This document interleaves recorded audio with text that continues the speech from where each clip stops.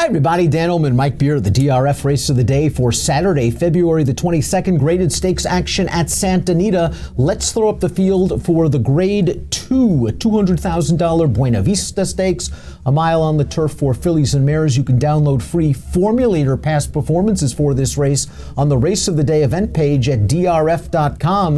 Download them and handicap along with us. There is a very promising filly in here, undefeated for Dick Mandela. It's Jolie Olympica, the morning line favorite. This is a pretty good field of horses, but I think you're right. I think all eyes are going to be on that horse down on the rail just to see what she does here. Perfect 4 for 4 in her career, a Group 1 winner in her native Brazil, and she's got a little bit of speed. She's stretching out 2.5 furlongs off her North American debut, and Timeform US believes that she's going to be up and on the pace. Potentially a problem, Mike, I guess, if she does hook up with the number 7 Brill in a red bar Timeform US fast-paced scenario. I didn't see it being run that way, but I guess you never know. She has the rail, and she does have a lot of natural speed, and I do think Brill's going from the outside. We'll see what happens. Jolie Olympica, Southern Hemisphere bred, actually technically a 3-year-old. I mean, she's foaled in August in the Southern Hemisphere. This was a very nice North American debut, going 5.5 furlongs. It was the right spot in a short field, the grade 3 Las Ciénegas. But let's watch Jolie Olympica just on the outside tracking this pace, and Mike Smith really doesn't get to the bottom of her. He's just riding her, and he goes right by this horse on the lead. Galloped out well, 101 by her speed figure. She's handled the mile in a pass. She's the horse to beat. It's just interesting to see what she does here, Dan, because she looks like she has a lot of talent. In this race, listen, the pace wasn't blazing, but it's a 5.5 furlong turf sprint, and she just had the easiest kind of speed in there. Could have been on the lead if she wanted to. They didn't want to. They just tracked, and you saw that Smith never really got down to serious business with her there. She just won it basically on her own.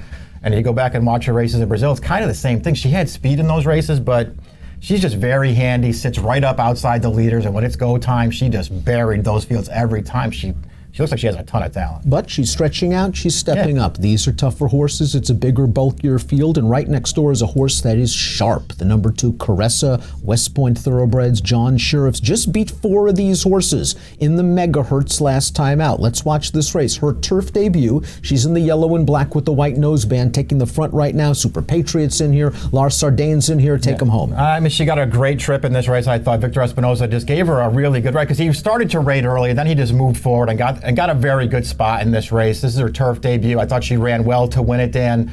She had a lot of things go her way, but she still ran well, and she's just in really good form. Ever since they stretched her out, she's in really good form. Looks like another good trip coming for her in this race. I would expect Victor to break, let Mike Smith hustle out of there with Jolie Olympica and try to save ground right in behind that one, maybe get the toe into the stretch, and at the 3/16ths, hope for some racing room. Paired up by her tops in her last 2 in 90s, Caressa looks like she's in very good form. The X factor in the race is the European Invader. That is the number 3, Muchley. Now, Muchley, multiple stakes placed on turf overseas, coming off a synthetic effort last time out against some of the better synthetic horses over there. The winner came back to win another listed stakes. Lasix on for very good trainer in Simon Callahan. Yeah, I mean, it is a very good trainer. This is an interesting filly in this race. As you say, a wild card, I would say, because her form over there was fine. I didn't think it was anything great, but it was fine. She was a filly who over there liked to be forward in her races. We'll see how that plays out as she makes her North American debut. When I watched her races back, a lot of her recent ones especially, I didn't see a lot of excuses for her, just in some spots that she just wasn't quite good enough to get it done. Maybe she's good enough against these. Mucho Unusual, the number 4, a Calbred that is a graded stakes winner at this 1 mile distance. Give her pace, and Timeform US believes there will be some hitting up front. Mucho Unusual will make a late run, and I think she's running herself back into shape. This will be her 4th start off a little bit of a layoff for Tim Yakteen. You and I were talking before we went on the air. She is a tough ride at times. She can be. I'm a fan of this filly, though. She seems like she's got some talent, too. She's going to have to improve to beat this field, but a newly turned 4-year-old, she's supposed to be heading forward.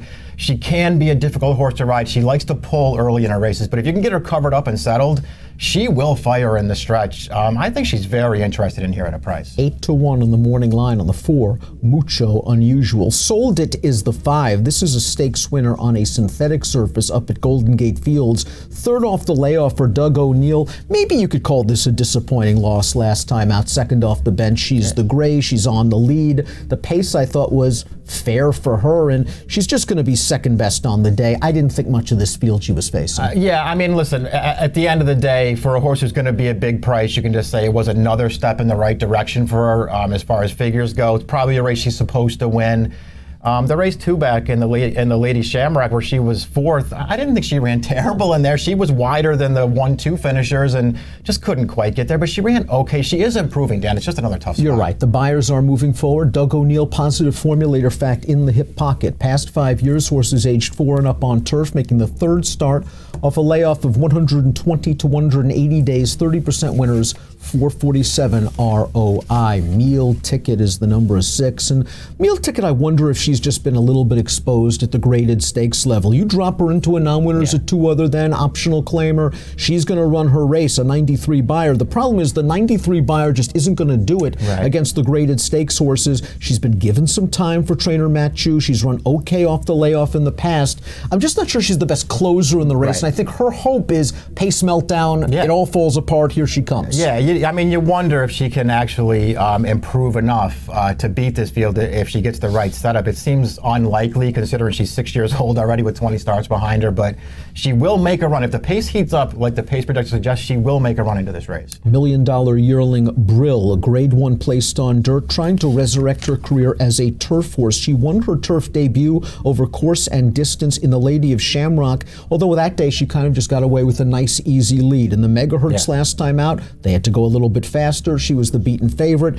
I just can't imagine them, if Jolie Olympica wants the lead, to go, to go after that horse. Why can't they sit second? But something tells me that Giovanni Franco is going to send and make Mike Smith make a decision on the favorite. I mean, that's probably the right plan too. I don't know if she's good enough, Dan. When she won the Lady Shamrock, she just got control of that pace. She wasn't even on a real hard send in that race, but they just sort of let her have the front. I didn't think she had to work all that hard to get it done, but she still handled turf just fine. Last time, I'll say this about her race last time. That was a little bit of a tougher trip because she couldn't just clear right to the front. She actually had to work hard to get there. And it's not like she totally caved in the stretch. This is a really tough spot, though. Lady Prancelot is a horse that I don't think gets the credit that she deserves. She's a grade 1 stakes winner at 1.25 miles. She won the American Oaks last time out over Mucho Unusual. Let's watch her. She's going to eventually dive down towards the inside under Joe Bravo and win this race. Everything seemed to work out for her from a trip standpoint from the quarter pole on home. I mean, they both got really good trips in this race, and they're just going to throw it down here. The last 1/8 of a mile, you saw Lady Prancelot get the seam she needed right when she needed it to up the inside. They do it to the wire. Lady Prancelot's just a little bit better than Mucho Unusual. I thought they both ran well in that race. I think they're both contenders back in this spot. Turning back to 1 mile, do you think that works against either one of these horses? They're both proven at 1 mile. They both would prefer a little bit of pace up front. Lady Prancelot has seemed to do well at 1 mile, 1.16 with pace. I don't mind the cutback for either one of these two horses. 91 buyers again paired for Lady Prancelot at 5-1. That is a very fair price considering her accomplishments on the track. 3rd in the Grade 1 Delmar Oaks as a 3-year-old filly. Let's talk a little bit about Super Patriot, who was 2nd behind Caressa in the megahertz. It was her first start off a little bit of a layoff, Mike, for Richard Baltus, who also trains Lady Prancelot. Quick formulator fact for Lady Prancelot. Past 5 years, horses age 4 and up, last out winning turf route, 2nd off a little layoff, 27%, 323. You expect her to fire every single time. Super Patriot's honest. Is she of this class? I don't know if she is. I thought she ran fine last time, coming to the outside and getting up for second. There was nothing wrong with that performance.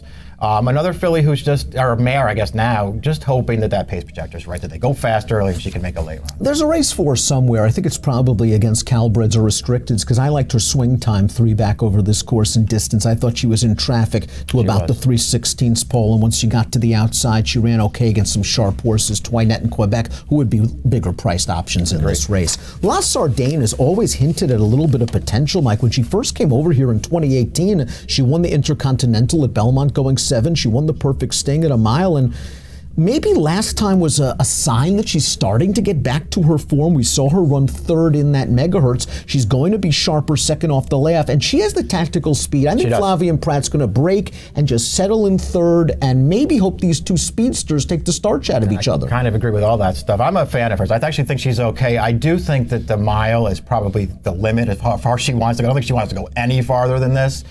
Post 10 is no bargain for. She's going to need the right trip, I think, to beat this field. But she's run some good races, and she could fall into the right spot here. Keeper of the Stars is 20-1 on the morning line. Not bad for a graded stakes winner at a mile at Santa Anita in that autumn miss. She was just out-sprinted early, and that was the best thing that happened to her because they went very, very fast early. She worked out an inside-out trip, and she was able to beat Mucho Unusual despite being a little bit goofy with her lead changes. I don't know. She's kind of a horse that's yet to buy her 90. I think it's going to take a 90 to win this race. At least a 90 to win this race. She's going to have to improve. She does have a nice running style, so even though Post 11 is no bargain, she's got the right kind of running style to maybe land a trip somewhere. Post 11 isn't supposed to hurt her. She's going to be a big price. Tiny Tina is a kind of horse where I think Phil D'Amato realizes he has something. He's just not sure what distance really to place her. They've put her in middle distance races at a mile. She seemed to do well. They stretched her out to a mile and an eighth, and I think that's probably her best distance. Yeah. In that Frankel 2 starts back, she was kind of in behind horses briefly on the far turn. She swung very wide in the stretch. She had the race won. She did. And I guess Mirth is just a little better than she is. Yeah, I guess that's probably true. Listen, she's really improved. It's obvious when you look at her PPs how far she's come, and now she's graded stakes placed a couple of times. Listen, she's got a bad post in this race, but she's going to be trying to make one late run into it. They tried to stretch her out last time out in the Grade 3 Astra. We're going to watch that race right now. Tiny Tina was favored in this race. As Phil D'Amato tried to find the right distance, she's in the white blinkers. She just eased to the outside. She has a look at it here. She just, again, can't finish it off. Yeah, she's got plenty of time to get there, too. She's just not quite able to get up. She ran fine in this race, Dan, but an effort like this coming back in this spot's probably not going to be good. I agree, and that's her. She's consistent. She's fine. This just might be a tough spot, especially from a tough outside post position. We take a look at our top selection for our Saturday race of the day. We were just blown away by Jolie Olympica's North American debut. I hope she doesn't get involved in a speed duel with Brill. Maybe she's good enough to overcome it. She's going to be a short price in here. Yeah, it's going to be very interesting to see what she does. When I first went through the race, Dan, I was convinced I was going to put Mucho Unusual on top. I'm a big fan of hers, and I think she could get the right trip.